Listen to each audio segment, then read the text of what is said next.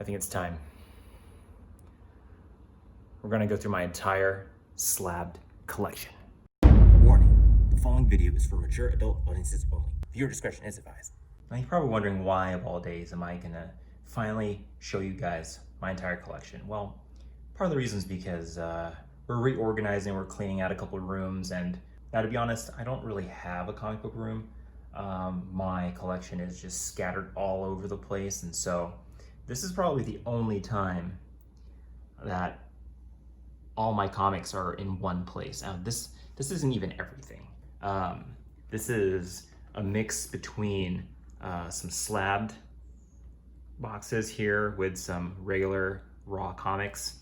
I have 2 more boxes in a different room, and I think I have 4 more boxes in a different room. So this is probably one of the few times where most of my collection is in one area, and I just wanted to show you guys a portion of that. We are in a hallway right now, so you know this is not a room. This is just a hallway,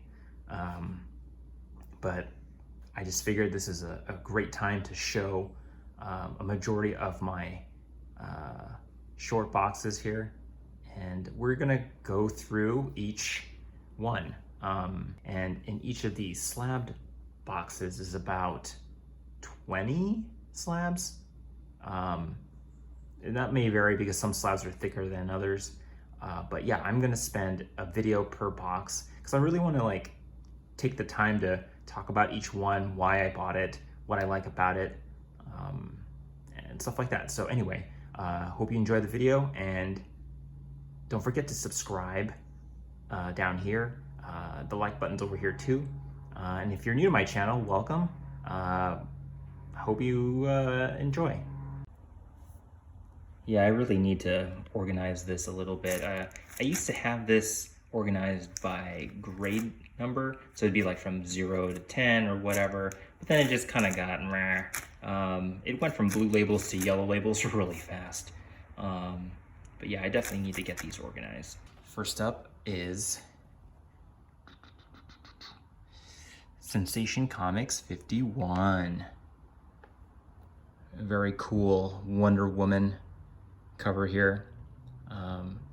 This is, I think, the first Sensation Comics that I bought. And the main reason why I got this was because this really reminded me of Action Comics #1, where Superman is lifting the car. And what I didn't realize was it was actually marked in the notes here as exactly that, which is funny because I did not know that this was an homage to that until I read it. I just really thought like, hey, look, it's a green car and and Wonder Woman's lifting it. Like, I just like, oh, that's cool. I'll get that, because I know I'll never be able to afford Action Comics #1, but I just really liked this cover, and I didn't really care too much about the grade. I'm actually still surprised it says white pages on it, because this thing is old. This is from 1946. So, and even at a 1.8, it's got some stuff, some issues. You can tell. I mean, but in terms of like the color, it is fantastic. And there's some writing here. Who's this? Naki? I don't know who Naki is, but I think there's a pretty bad tear right there. You can probably see that by the logo up there. But otherwise, this thing presents super well. This is actually one of the better looking copies I've seen ever, which is crazy. But yeah, beautiful. I love it. And I think it's the only Sensation Comics I own, which is not too bad. All right, next up we have Avengers #2. This is a 0.5, so everybody lower your expectations. It is missing page 12, which doesn't affect story. And a panel was reattached on page 15 with tape. So, but this is the first appearance of Space Phantom, and the Hulk leaves the Avengers. Oh no. But this is a classic Stan Lee story. Sorry about the glare. I don't have a comic book room, so I'm doing this in my living room, which has windows everywhere. But yeah, I was like, this is the prettiest looking 0.5 I've ever seen. To be only missing a page that doesn't affect story, I don't care what grade it was. I was like, I was gonna get this. This is probably the closest to Avengers one I'm gonna get. Not really too into Avengers, but I was like, I can roll with this because the price was right. And plus I am a fan of like yellow covers. So this one was a no-brainer. Next up is one of my all-time favorite Fantastic Four covers. This is Fantastic Four number 12. Y'all know which one this is. The first meeting between the Hulk and the Fantastic Four. Just really, really love this cover. There's so much build-up and tension here, you know? It's crazy how one panel could be so intense. But yeah, this is a 1/5. It's slightly brittle, but who cares? I'm not reading this, so it doesn't matter. Oh yeah, wait, first meeting, yeah, that's right. From 1963. This was, I think, the first Silver Age book I bought.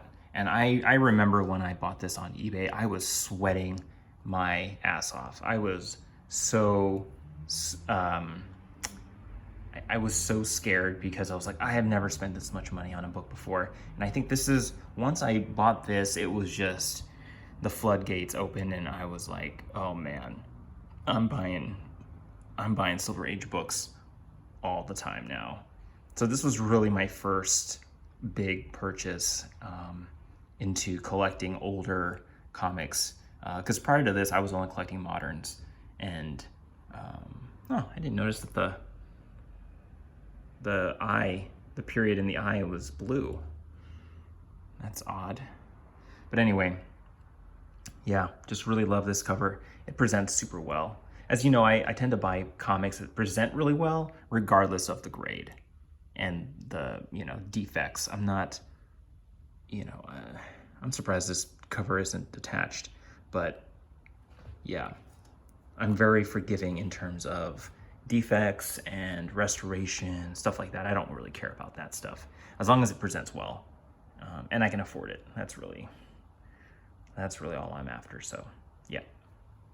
All right, next up we have Incredible Hulk 180, 5-0. Oh, shit. First appearance. This is first appearance of Wolverine, okay? Don't at me. First appearance of Wolverine. I said it. I don't care if it's a cameo, it's an appearance. Look at it. I don't care if there's writing on it. Who is this? Robbie something. Robbie something. Who cares? It's mine now. Yeah, I mean, there's really not much to say about this. I really don't care too much about Hulk 181. It's a cool cover, but I have no interest in really owning that book. I wasn't really interested too much in owning any first appearances to begin with, but this was actually one that I could afford, and it was going for a pretty good price. So I snagged it, and now it is mine. And now it's pretty expensive to buy. But yeah, it looks great. And sorry about the crow in the background. All right, next up is a signature series, yellow label, 9/8, Wonder Woman 84, double signed.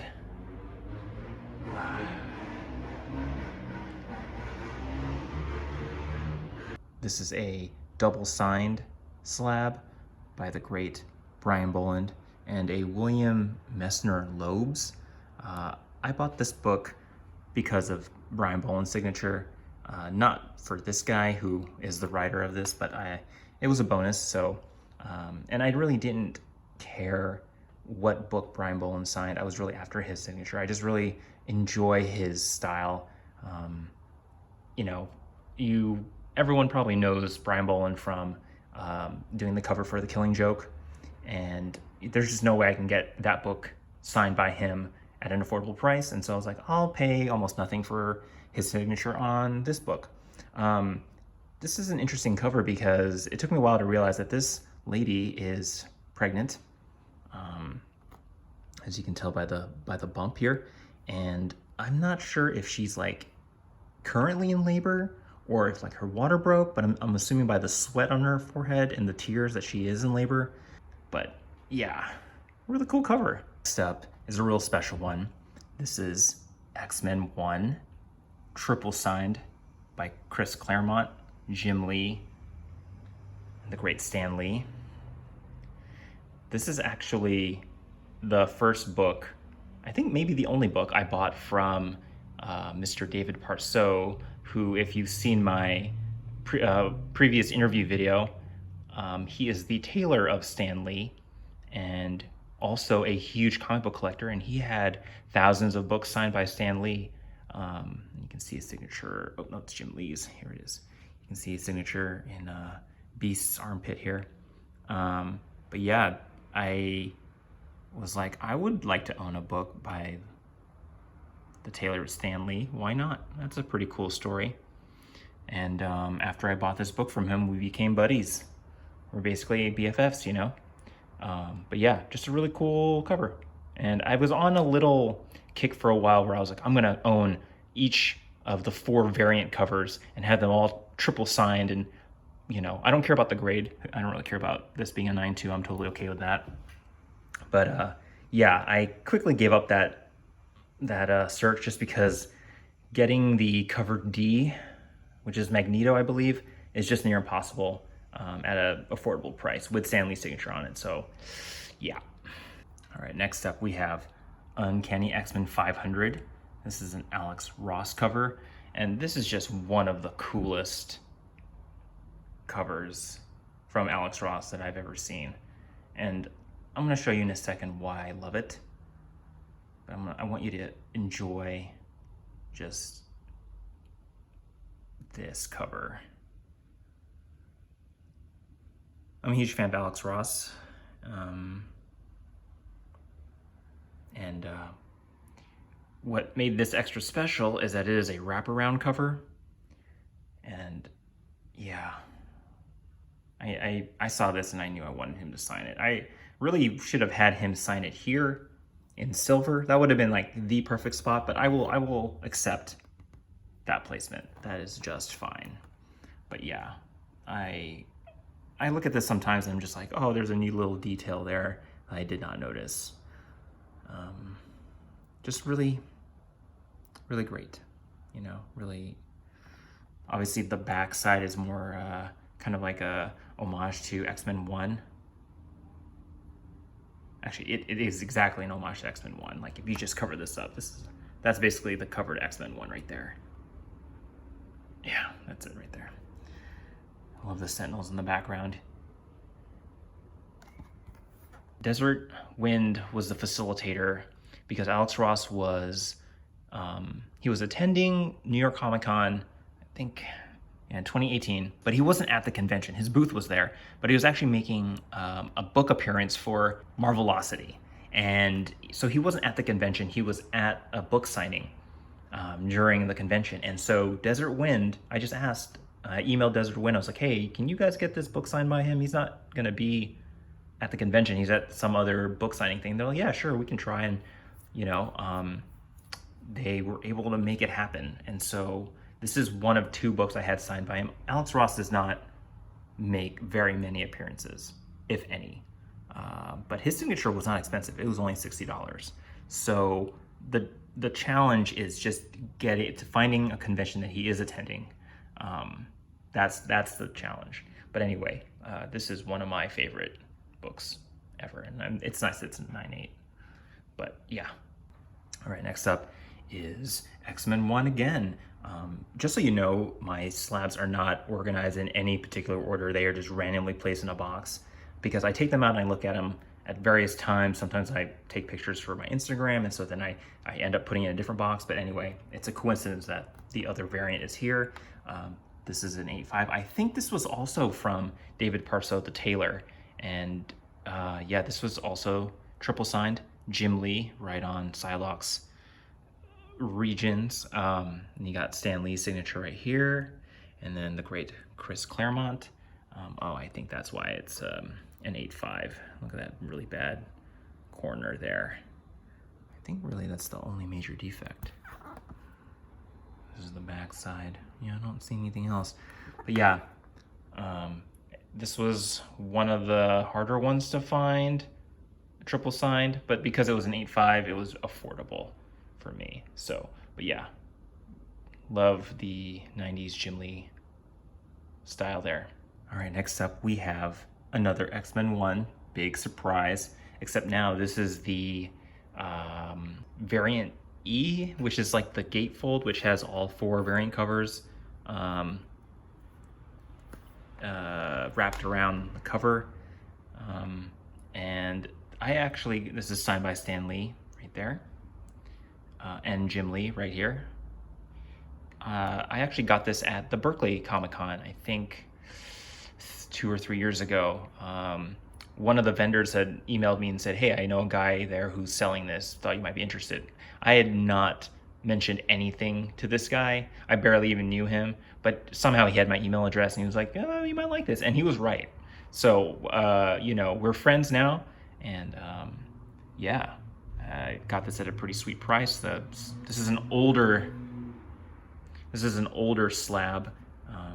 As you can tell, because at the top there's still the stickers exposed, and the plastic feels lighter. The plastic's kind of muddy. It's not as shiny or clear as the newer CGC slabs. All right, next up is one of my all-time favorite slabs. It is the Marvel 75th Anniversary Celebration number 1, quadruple signed by Mike Deodato, the great Paulo Rivera, Bruce frickin' Timm of Batman fame, and the great Stan Lee. Look at that huge sloppy signature by Stan Lee. I also just really love this cover by Paulo Rivera. He creates some of the most interesting and detailed illustrations I've ever seen. He's a really great artist. I enjoy just the amount of detail he puts in everything, and there's just always something to see, especially on this cover. I spent a lot of time just staring at each of the panels in the background, showing like origins or significant moments in different characters.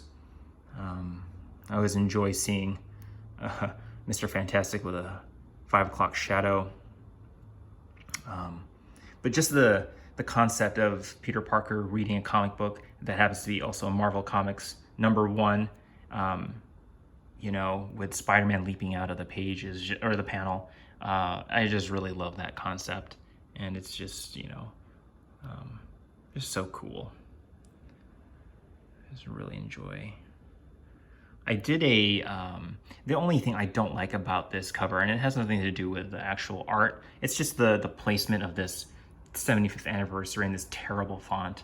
You know, it's just so big. It's like and this Marvel thing is like covering, I couldn't remember what panel or which character is right behind that logo, but it's just like, why would you do that? It's terrible. And also with the barcode here and the digital thing, it's just like throw that shit on the back, you know? Yeah, anyway, this is an older slab, again, because you can tell the sticker is exposed. But yeah, you don't really see Bruce Timm, Stan Lee, Paulo Rivera, and Mike Deodato signatures on the same book, so I would never give this away. All right, next up we have Incredible Hulk 115. It's a 5.5, nothing special. I don't really have any attachment to this cover. The only reason why I bought it was because it had a Herb Trimpe signature up here. I just thought it'd be cool to have, you know, this artist signature on here. He's done a lot of famous Hulk covers, and he did the cover for Hulk 181, which is a big deal. So I just thought it'd be cool to have his signature on a book. I paid almost nothing for this because it's just, it's like whatever. But yeah, it's cool. I wish his signature would have been here, but whatever. Yeah, that's it. That is literally the only reason why I bought this book. So there you go. Next up is probably my favorite Alex Ross cover of all time. Like hands down, my favorite. This is the book I saw and I knew, I was like, I'm getting this damn thing signed. Marvel Zero, covered by Alex Ross.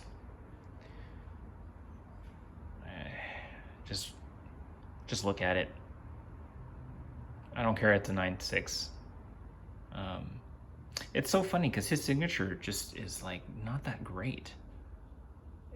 It's so long and stringy, but whatever.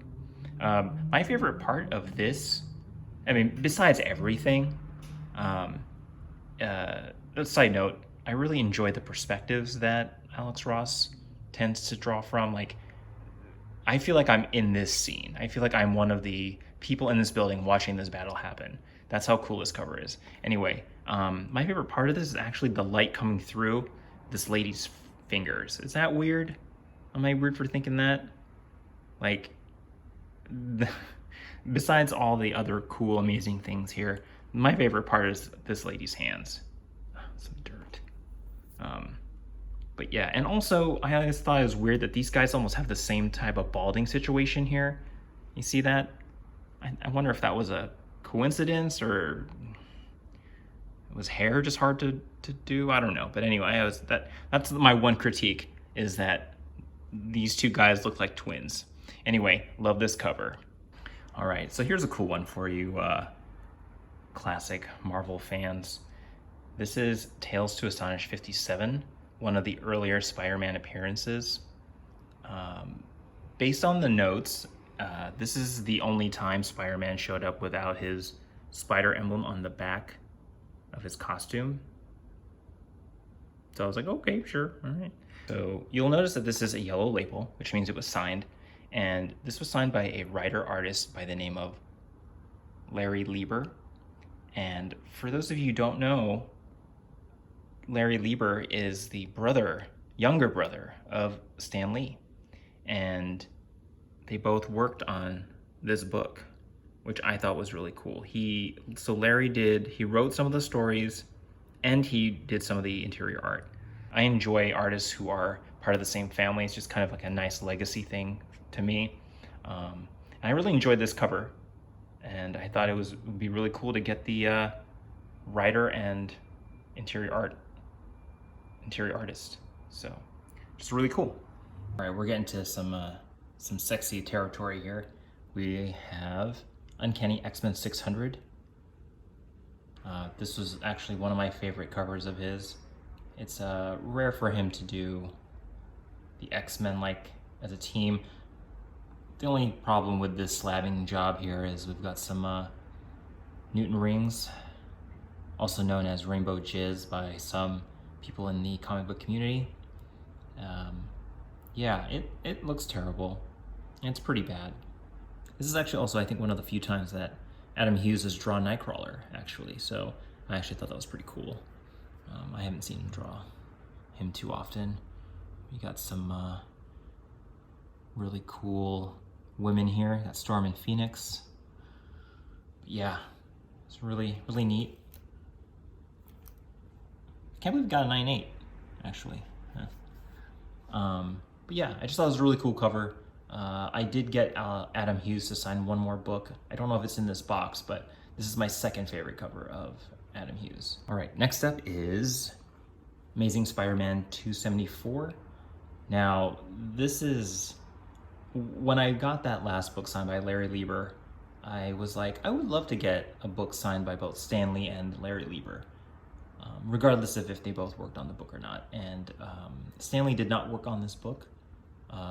Larry Lieber, however, he worked on the cover with John Romita, which is really cool. And earlier I said that I'm a fan of, like, a family of artists, and so you have Larry Lieber and Stan Lee who created the characters, and since they are related, I thought it was cool to have both their signatures on this book.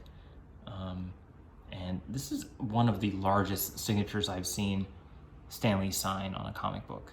Like, it is huge. Like, look how big that is. Oh, damn it. Yeah.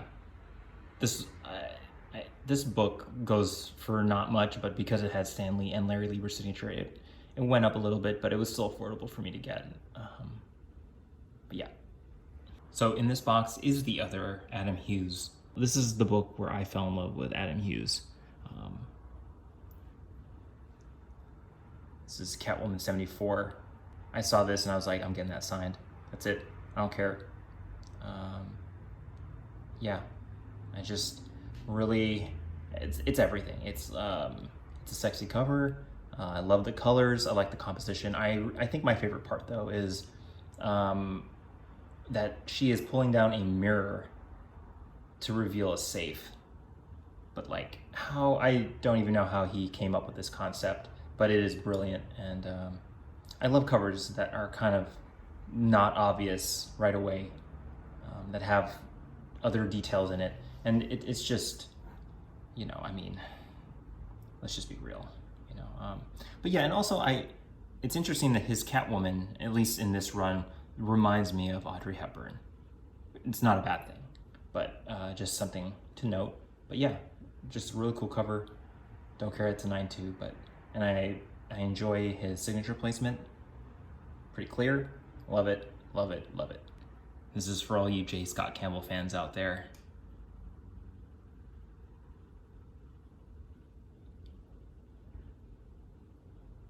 Now I know it's a 7.0, but who cares? I just really wanted his signature. This is obviously one of J. Scott Campbell's most famous covers. This is, I think, the one that put him on the map in terms of Spider-Man covers. This is really the one where, like, you know, people are like, oh, okay, he knows how to draw women. I'm not a huge J. Scott Campbell fan, but I do I appreciate his art style, and I think this is his best cover, and this is my favorite cover.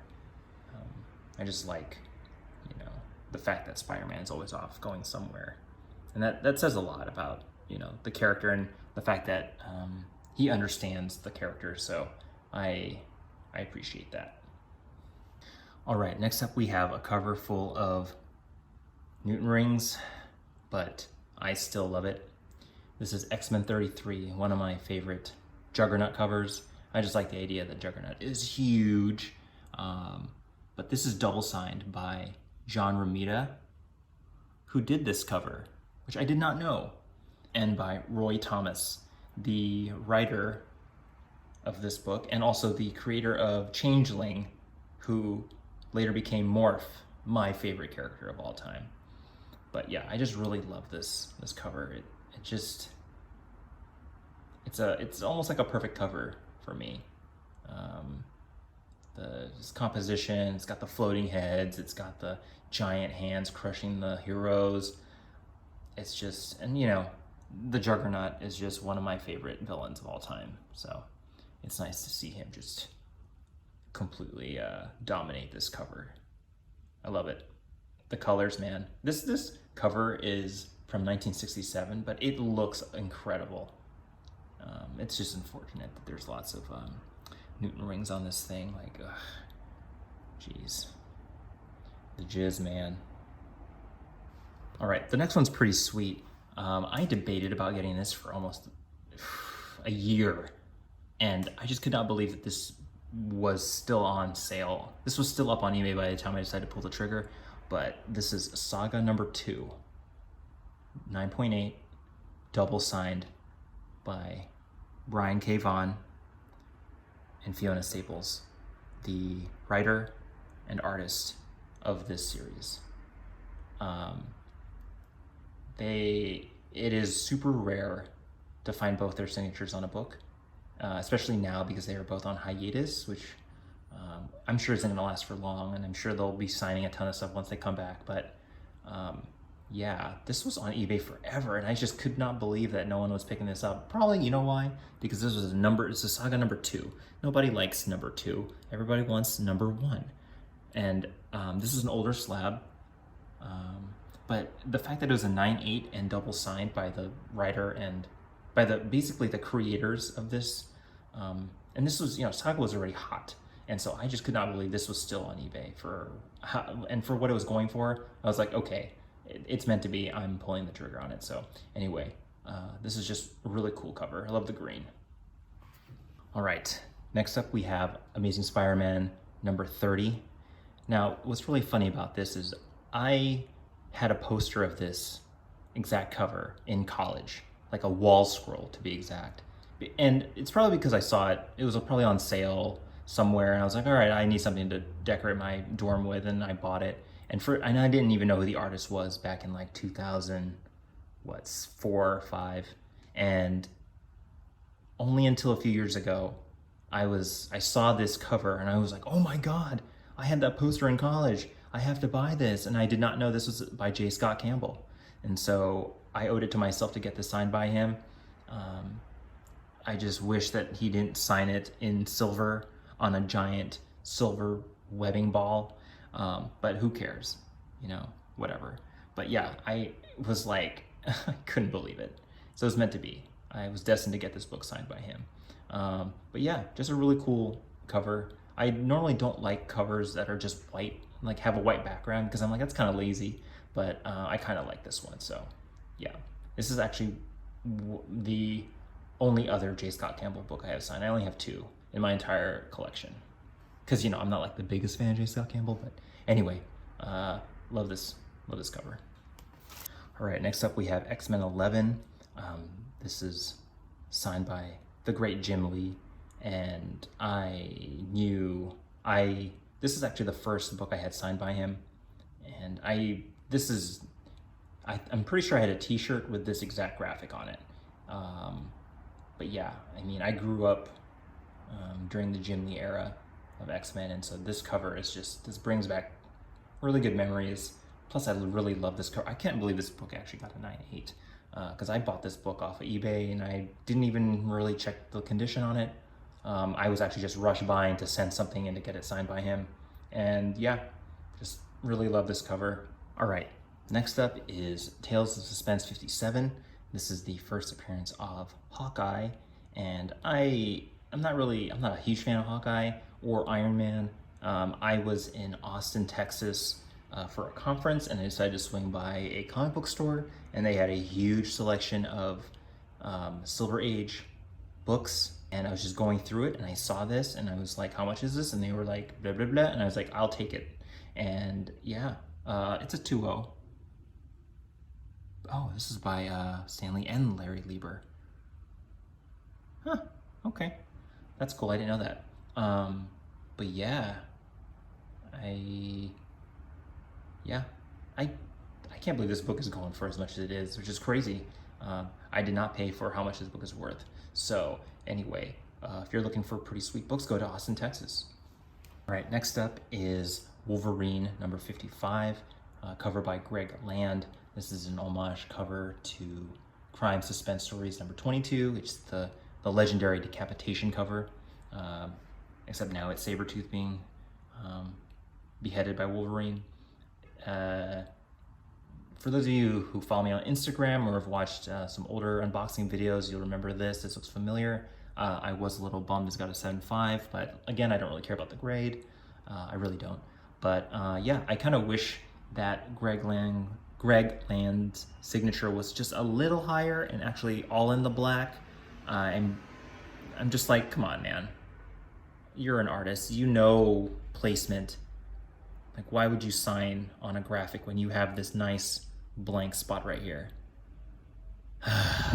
Anyway, I love this cover. All right, this one's a little different. This is Deceased 1, partial blank variant, except this is also a sketch cover by the legendary Francesco Francavilla. He is a famous horror poster artist, and when I saw this on eBay, I could not believe how much this was going for, and I was like, I'm buying it. How it's very rare now to find a sketch by him of a character that is recognizable, but also like a horrified version. This is basically like zombie Batman. And yeah, this is just a really great thing to own. Like for me, I'm a movie poster fan. Give you guys a close up here. You can see his pencil lines in the eyes. Really love his signature. It's so cool. It's kind of like a Japanese stamp. But yeah, his line work is superb. All right, some of you longtime subscribers or followers on Instagram have definitely seen this. This is WWE Superstars number 9, cover by Joe Jusko, one of my favorite artists of all time. And just look how ripped Hulk Hogan looks. Like, I just cannot. I can't even right now with the amount of muscles on this guy. It's just ridiculous. And somehow it still works. I grew up watching wrestling, and obviously Hulk Hogan was one of my favorite wrestlers, but not the favorite. That would be the Ultimate Warrior for me. But this cover was just incredible. I just could not resist. And to have it signed by Joe, even better. And I don't care, it's an 8. But yeah, love it. All right, we are nearing the end. This is Batman 181, the very first appearance of Poison Ivy. Right there. Sassy lady. For those of you who know comics, you'll see that the pin-up is not missing, which is normally a common thing for this issue to be missing. So yeah, to have this complete is rare. I didn't care about the grade too much. I don't know what happened to this cover. Looks like it was chewed on, I don't know. But didn't really care too much about the grade. Just wanted to be able to own a copy that presented well. There's a little discoloration there. But yeah, it's very hard to find a complete copy of this, so yeah. All right, last but not least for this box, again, if you follow me on Instagram, you've seen this. Boom, we got Captain America Comics 78.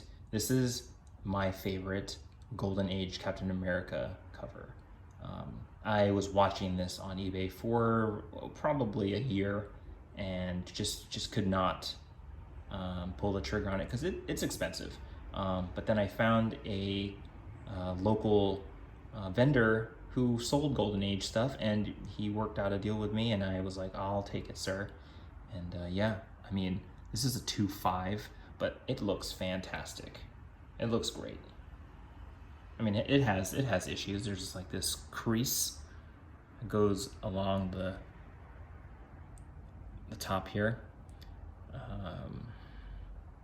You know, the cover's a little dirty. There's like a pretty bad wrinkle there.